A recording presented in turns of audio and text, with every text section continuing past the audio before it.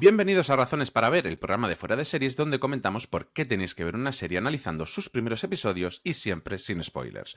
Hoy hablaremos de La última noche en Tremor, la nueva miniserie de Oriol Paulo en Netflix. Yo soy Juan Francisco Bellón y tengo el placer de haber visto los 8 episodios que componen la serie y en estos minutos os contaré por qué tenéis que verla. Los traumas son como esas manchas de café que no terminan de salir por más que frotes. Están ahí, silenciosas, pero presentes, recordándonos que existieron y no van a desaparecer. Y la televisión, cuando acierta, sabe hurgar en esas heridas con una precisión quirúrgica. Y La última noche en Tremor, la nueva apuesta de Oriol Paulo, se atreve a meter el dedo en esa herida. Todo empezó con el libro, la adaptación de La última noche en Tremor Beach, esa joya inquietante que Miquel Santiago nos regaló en 2014 y llegaba con una premisa prometedora. ¿Qué pasa cuando tus demonios internos cobran forma física? Paulo, que ya encantó con el cuerpo y con Durante la tormenta, se alía esta vez con Jordi Vallejo, el mismo que nos mantuvo pegados al sofá con Tú también lo harías, para dar forma a esta pesadilla. Y para materializar este viaje a los rincones más oscuros de la mente, ¿quién mejor que Javier Rey?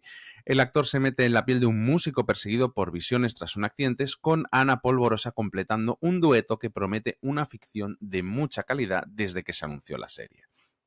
Vamos ahora con la sinopsis oficial, que dice así. Un músico y compositor en crisis se recluye en un pueblo costero en el norte para terminar su última obra. Sus únicos vecinos en varios kilómetros a la redonda son un matrimonio que vive en la siguiente casa de la playa. Tras un grave accidente durante una tormenta, el protagonista comienza a sufrir unas espeluznantes visiones sobre sus vecinos. ¿Y qué nos ha parecido la serie? Bien, La última noche en Tremor construye su narrativa sobre dos pilares fundamentales, el enigma sobrenatural y la exploración psicológica. La premisa inicial es aparentemente sencilla. Un compositor golpeado por un rayo comienza a experimentar visiones perturbadoras en un pueblo costero. Sin embargo, Paulo y Vallejo tejen una red narrativa más compleja donde la línea entre la realidad y la alucinación se desdibuja bastante. A diferencia de sus trabajos anteriores, como El cuerpo o Contratiempo, donde los giros argumentales marcaban el ritmo, aquí Paulo y Vallejo optan por un desarrollo más pausado y atmosférico. La serie no depende de revelaciones espectaculares, sino que construyen su misterio de forma gradual, permitiendo que la tensión se acumule naturalmente. Este enfoque, aunque arriesgado en la era del consumo televisivo acelerado, dota a la narración y sobre todo a sus personajes de más profundidad.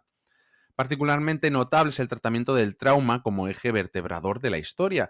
Javier Rey elabora una interpretación matizada del deterioro psicológico de Alex, donde cada visión no solo aumenta la tensión narrativa, sino que profundiza en las grietas emocionales del personaje.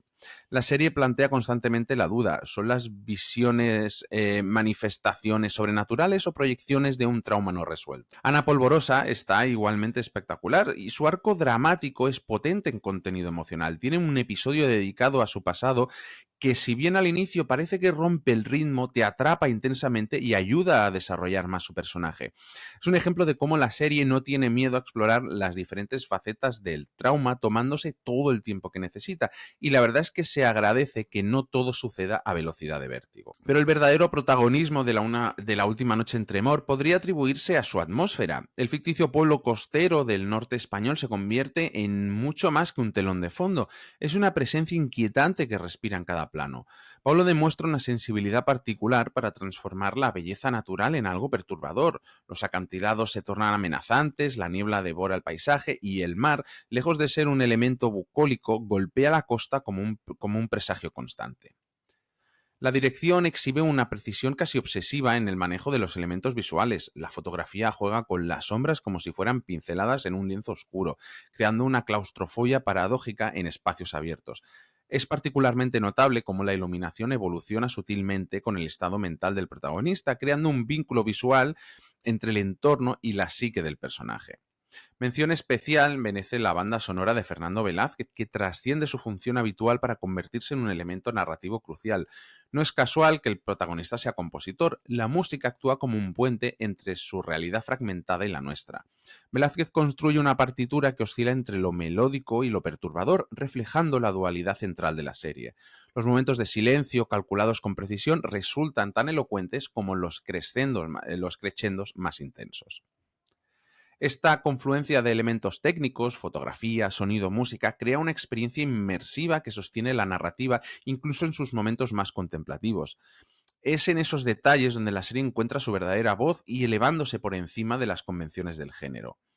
En cuanto a los actores y actrices, como ya os había adelantado un poco, Javier Rey construye a su Alex desde la sutileza, evitando los lugares comunes del personaje atormentado, del típico personaje atormentado. No hay aspavientos innecesarios ni crisis histriónicas. Su descenso hacia la inestabilidad mental se dibuja con pinceladas precisas y a veces casi imperceptibles. Javier Rey logra que sintamos la fragilidad de Alex sin necesidad de subrayarla constantemente, transmitiendo más con una mirada perdida que con largos monólogos sobre su estado mental. Ana Polvorosa, por su parte, eleva el material que se le proporciona. Su Judy podría haber caído fácilmente en el melodrama, pero la actriz encuentra matices que humanizan al personaje más allá de su trauma. Es especialmente notable cómo maneja las escenas más intensas con una contención que las hace más devastadoras. En los roles secundarios, Willy Toledo y Pilar Castro aportan ese tipo de solidez interpretativa que solo viene con años de oficio. Sus personajes, aunque un poco infrautilizados en ocasiones, cobran vida gracias a la capacidad de estos actores para sugerir historias más allá de sus líneas de diálogo.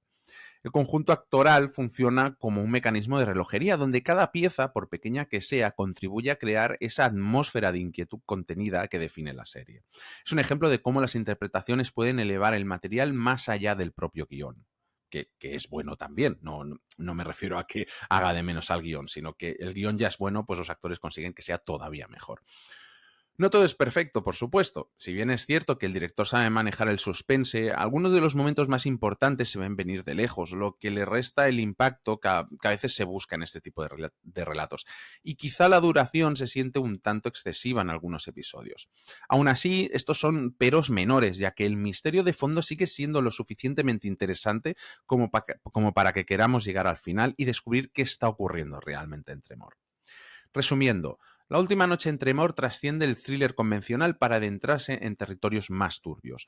Lo que arranca como una historia de un compositor alcanzado por un rayo se transforma en una exploración atmosférica sobre traumas y realidades distorsionadas, donde Oriol Paulo y Jordi Vallejo y el resto del equipo despliega su maestría del suspense con una dirección precisa y actuaciones contenidas. Y aunque su ritmo pausado puede resultar exigente, la serie compensa con una atmósfera y una banda sonora que se convierten en un personaje propio, recordándonos que los fantasmas del pasado, sean reales o imaginarios, nunca terminan de abandonar. Y esto ha sido todo en este Razones para ver de La última noche en Tremor. Recordad que la tenéis al completo en Netflix desde este 25 de octubre. Recordad que si queréis estar al día de las principales noticias del mundo de las series, estrenos y trailers y recibirlas cada día en vuestro buzón de correo, pasaros por newsletter.fueradeseries.com y por nuestro chat de Telegram, en el que más de 1.700 personas hablamos cada día de series en telegram.me/fueradeseries.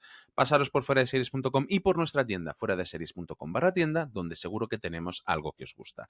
Muchas gracias por escucharnos y recordad, tened mucho cuidado ahí fuera. Hay algo que no le he contado a nadie que pasó la noche del accidente. Alguien me dijo que no era buena idea ir a la cena. ¿Quién? Una voz que todavía tengo en mi cabeza. Tu voz. No salgas de casa, Alex. No puede ser. Lo sé. Creo que me está pasando lo mismo que le pasaba a mi madre. Decía que lo que veía iba a ocurrir. A ver, cuéntame, por favor, qué es exactamente lo que viste la otra noche en casa. No fueron pesadillas, estaba despierto. Bueno, esas confusiones también son posibles por estrés postraumático. Somos especiales. ¿Por qué? Por el instinto. Tuve otra visión. Y he visto cosas que no tienen explicación. Las pesadillas suelen ser un efecto secundario severo. Esta noche va a haber tormenta, van a llover peces. Si no os vais ahora, a ti te van a ejecutar. Y tú llegarás a mi casa moribunda y morirás.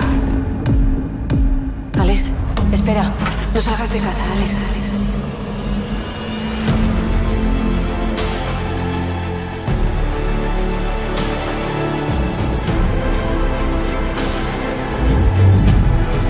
Esto yo lo he vivido antes.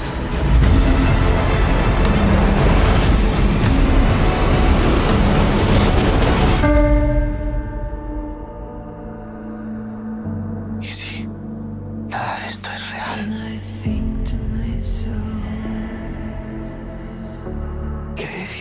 puto chalado que cree que ve el futuro.